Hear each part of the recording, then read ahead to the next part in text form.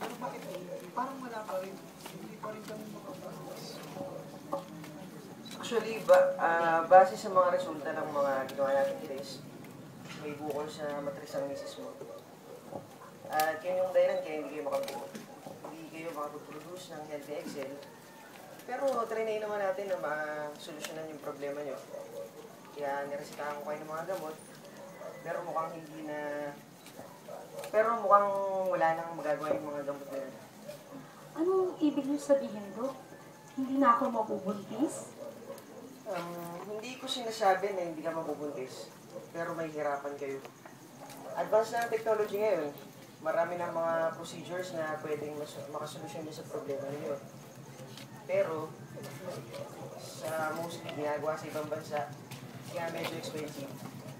Pero, huwag pa rin kayong mawawala ng pag-asa. Kasi, kahit naman mga doktor gabi, we still believe in miracles. Excuse me, I just have to answer all.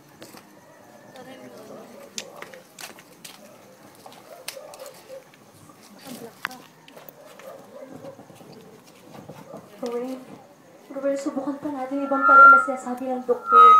Magkakaanak pa tayo. Eh nga, narinig mo ba yung sinabi nila? Malaki na rin ba kailanganin? Isa pa, sa ibang bansa gagawin. Hindi ako nang umasa. Hindi nila nagkakaroon. Pero Ruel,